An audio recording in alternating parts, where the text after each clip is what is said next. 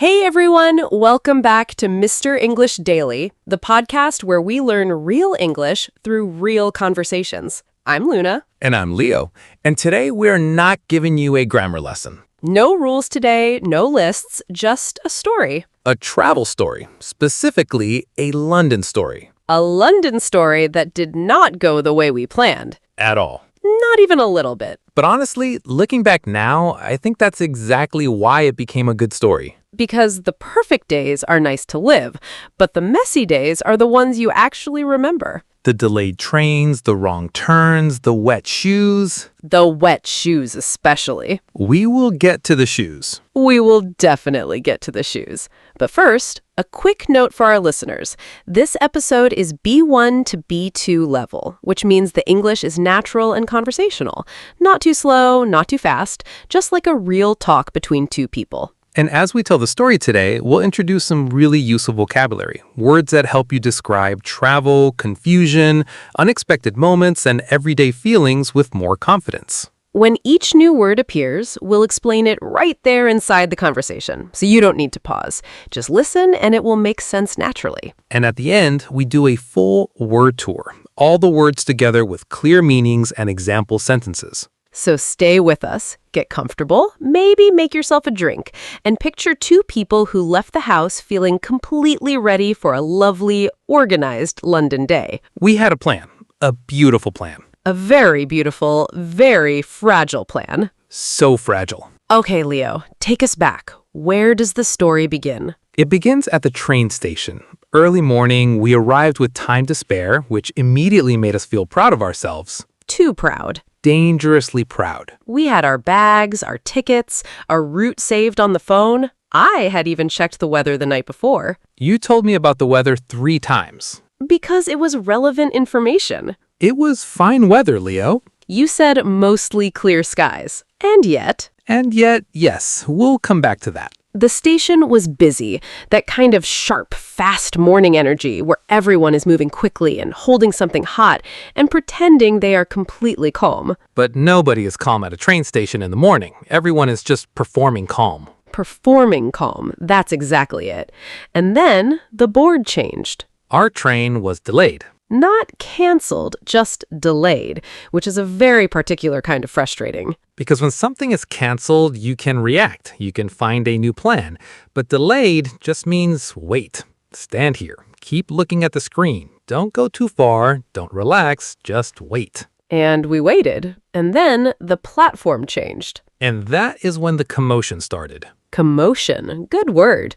Commotion means a situation with a lot of noise, movement, and confusion, usually because something unexpected happened and people are reacting to it all at once. One announcement, one platform number changed, and suddenly the whole station was moving. People dragging bags in different directions. Someone's coffee nearly went everywhere. A child asked their parent a very reasonable question, and the parent said, "Not now," 3 times in a row. Classic commotion. Classic. And we joined it. We picked up our bags and started moving with everyone else. Following the crowd, which felt logical at the time. Until we noticed the crowd also looked unsure. That was not a comforting moment. There is something very specific about the feeling of following a group of people who are also lost. It's like everyone has agreed to be confused together. Democratic confusion. Exactly. Very equal. Nobody knows anything. I'll be honest, I got a little flustered. A little? Okay, moderately flustered. Flustered means feeling nervous and confused at the same time. Your thoughts aren't quite working properly because too much is happening around you too quickly. That was me at the platform board. I was checking the ticket, checking the screen, checking the ticket again, as if one of them might change its answer. They were both telling you the same answer. I didn't trust them. I was doing what I call quiet panic, which looks calmer from the outside. It does. You seemed fine. I was not fine. I was just panicking very quietly. That's a skill, actually. Years of practice. But eventually, we found the right platform, got on the train, and sat down. And we both had that specific silence that happens after unnecessary stress. Not peaceful silence, more like, please give my brain one moment to recover silence. Exactly. And the train was crowded. Someone near the door had music coming through their headphones.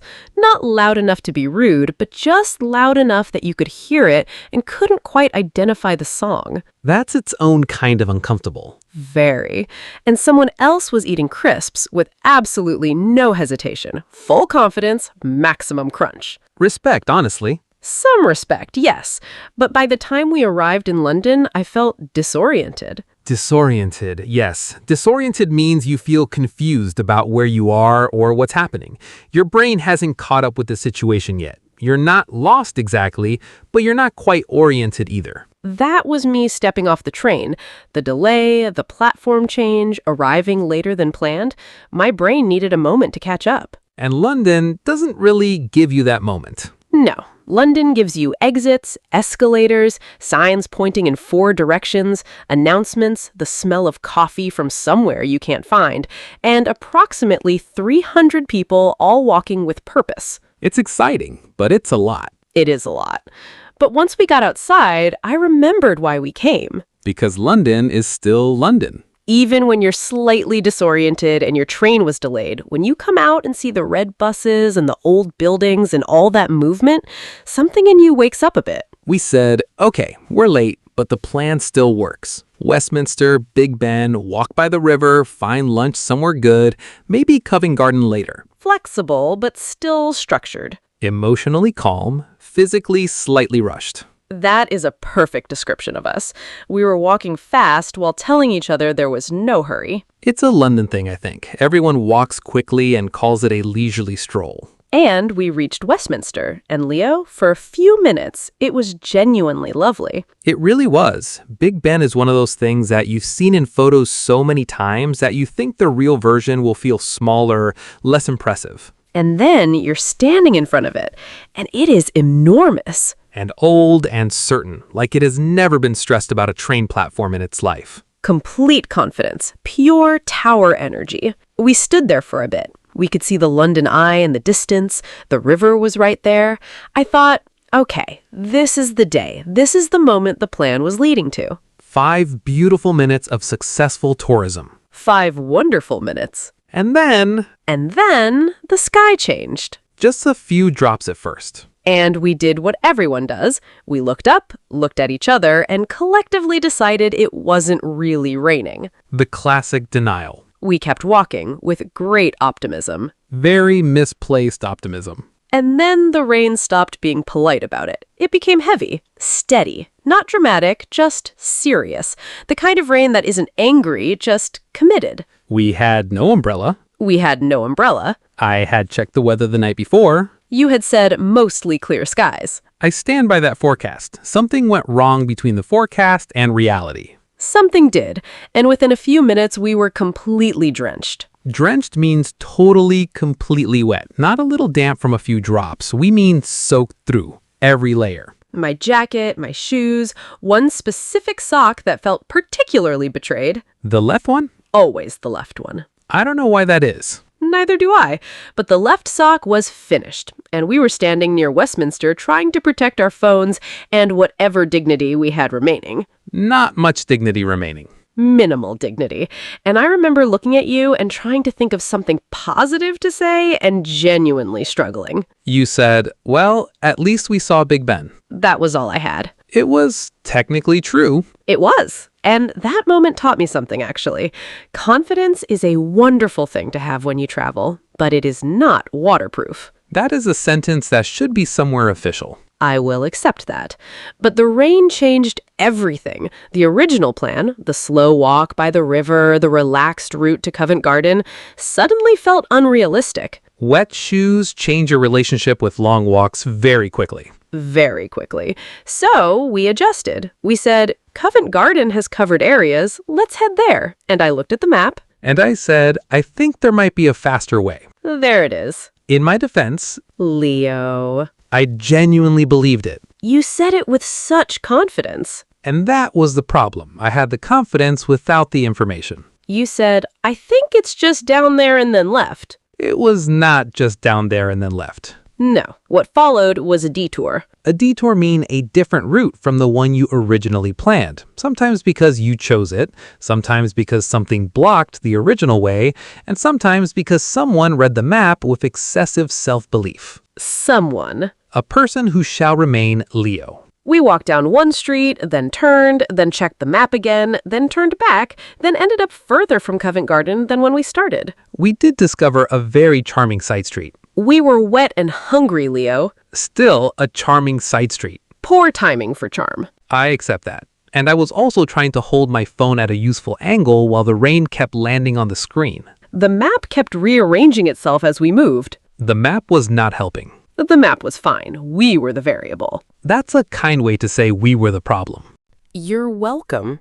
And that was the moment I decided we needed to stop trying to save the original plan. The plan had quietly retired without telling us. It had. So we asked a different question. Not, how do we fix the plan, but what would actually make this moment better right now? And that question was much more useful. Immediately more useful. And the answer was, sit down, get warm, eat something before our personalities collapsed. Hunger and rain together will test anyone. They really will. And then we saw it. A small cafe on a side street. Not on any list, not famous, not the kind of place with a long queue outside and a sign about artisan anything. Just warm light through a window, a few free chairs, the clear promise of sitting down. And I said, should we just go in? Which was impulsive. Impulsive means doing something suddenly without planning it carefully or thinking about it for a long time. A quick decision made in the moment. Normally, when Leo makes impulsive decisions while we're traveling, I get concerned. Reasonable track record concern. But this one was right. This one was very right. We went in, we sat down, we ordered coffee and something hot to eat. And for the first time all day, we stopped. We stopped trying to fix the day. We stopped measuring it against the plan. We just sat there with our slightly damp jackets and let the cafe do what cafes are supposed to do. Which is make everything feel slightly more manageable. I sat there watching people walk past outside with their umbrellas, and I thought, this is not the cafe I planned, but it might be exactly the cafe we needed. That is a very good thought. I have them occasionally. After the cafe, the rain had eased off, not completely stopped, but gentled, and we went back outside, but without the pressure of the schedule. We weren't trying to complete anything anymore. We were just walking. And that changed how London felt. Because when you stop rushing towards something, you start noticing what's already around you. We found a small bookshop, completely unplanned. Small, quiet, warm, the kind of place where the shelves go all the way to the ceiling and the person behind the counter looks like they have read every single book. Everyone inside was speaking softly, not because there was a rule, just because the space felt like it asked for that. The complete opposite of the station. The station was noise and urgency. The bookshop was stillness. I stood near the window looking at a book I probably wasn't going to buy, and I thought, okay, this day is not what we planned, but it's not nothing either. And after the bookshop, we walked for a while, and the city looked different at that point. The pavement was shining from the rain. The shop lights looked softer. There was a street musician somewhere nearby. We never found exactly where, but the music was just there, in the air. That little part was remarkable. Remarkable means something special, unusual, worth remembering. It stands out because it left a real impression on you. It was remarkable not because anything dramatic happened, just because after all the difficult parts of the day, that walk felt surprisingly quietly good. We weren't doing the planned London day anymore. We were doing our version of London. Which, looking back, I think I preferred. Me too. The moments I remember from that day, it's not standing at Big Ben perfectly on schedule. It's the cafe we found because we were lost. The bookshop we never would have entered if we'd been following the original route. The side street that had terrible timing but genuine charm. Even that. The chaotic parts created the memorable parts. So, worth it? Completely worthwhile. Worthwhile means worth the time, effort, or difficulty involved. Even if the experience was hard or messy, the result makes it valuable. The delayed train, the wet shoes, the wrong turn, the lost detour, the impulsive cafe, all of it was worthwhile because we came home with more than we went for. We went for a clean sightseeing day. We came back with a story. A real one. And honestly, that is worth more. By the time we got back to the station for the journey home, we were tired in the best way. Not frustrated tired, not the tiredness of things going wrong. More like we lived the full day and now we're ready to sit quietly and look out the window tired. The train home was calm. Nobody changed the platform. The weather left us alone. Almost anticlimactic. Almost, though there was one person on the phone near our seats having a very energetic conversation. Of course there was. But by then, it didn't bother me at all. I just thought, yes, one last detail, perfect. The day was complete. Fully complete. A delayed train, a platform change, a commotion at the station, wet shoes, a wrong turn, a detour, an impulsive café, a quiet bookshop, and a peaceful train home. That is a real London day. Messy, a little funny, somehow still lovely. And next time, we're bringing an umbrella. We say that every time. And we believe it every time. That's the comedy. Word tour. Today's vocabulary. All right, let's slow down and go through today's words together. 10 words from one chaotic London day. These words are useful for travel, stressful moments, unexpected situations, and everyday storytelling. Let's go. Word 1. Disoriented. Disoriented means feeling confused about where you are, what's happening, or which direction to go. Your mind hasn't caught up with the situation yet. Example. I felt disoriented when I came out of the station and couldn't find the exit. Or, after the long flight, she felt disoriented for the first hour. Disoriented. Let's say it together. Disoriented. Word 2. Commotion. Commotion means a lot of noise, movement, and confusion happening at the same time, usually because people are reacting to something unexpected. Example. There was a commotion at the platform when the announcement changed. Or, we heard a commotion outside and looked out to see what happened. Commotion. Commotion. Word 3. Flustered. Flustered means feeling nervous and confused at the same time. Your thoughts aren't working clearly because too much is happening at once. Example. She got flustered when 3 people started talking to her at the same time. Or, I felt flustered when I couldn't find my ticket and the train was about to leave. Flustered. Flustered. Word 4. Drenched. Drenched means completely, totally wet. Not a little damp, soaked through. Example. We got drenched because we forgot our umbrellas. Or, he came home drenched after the storm caught him on his walk. Drenched. Drenched. Word 5. Detour. A detour is a different route from the one you originally planned, sometimes by choice, sometimes because of a problem, and sometimes because someone was overconfident with the map. Example. We took a detour through a quiet side street and found a lovely café. Or, the road was closed, so we had to take a detour. Detour. Detour. Word 6. Impulsive. Impulsive means doing something quickly and suddenly, without planning it carefully or thinking about it for a long time. Example. It was an impulsive decision, but we went into the cafe and it was perfect. Or, he made an impulsive choice and booked a weekend trip without checking the weather. Impulsive. Impulsive. Word 7. Remarkable. Remarkable means something special, unusual, worth remembering. It stands out because it left a real impression on you. Example. The view from the bridge was absolutely remarkable. Or, it was a remarkable day. Everything went wrong, but somehow it became a great memory. Remarkable. Word 8. Worthwhile. Worthwhile means worth the time, effort, or difficulty involved. The experience or result makes it valuable, even if it wasn't easy. Example. The journey was long, but the view at the end made it completely worthwhile. Or, learning a new language takes effort, but every small step forward makes it worthwhile. Worthwhile. Word 9. Unexpectedly. Unexpectedly means something happens in a surprising way, not how you imagined or planned. Example. The rain started unexpectedly and we had no umbrella. Or, the day turned out unexpectedly well despite all the problems. Unexpectedly. And our final word, improvised. Improvised means you did something without a fixed plan. You made decisions in the moment based on what was happening around you. Example. We improvised after the rain changed everything and found the better day than planned. Or she forgot her notes, so she improvised her whole presentation. Improvised. And those are your 10 word tour words from today's London story. Disoriented, commotion, flustered, drenched, detour, impulsive, remarkable, worthwhile, unexpectedly, improvised. Real words for real travel days. Real English for real life. And now we want to hear from you. Have you ever had a travel day that went wrong? Did you miss a train, get caught in the rain, take a wrong turn that somehow led somewhere better? Tell us in the comments and try to use one of today's words. For example, I felt flustered when the platform changed, or our detour became the best part of the trip.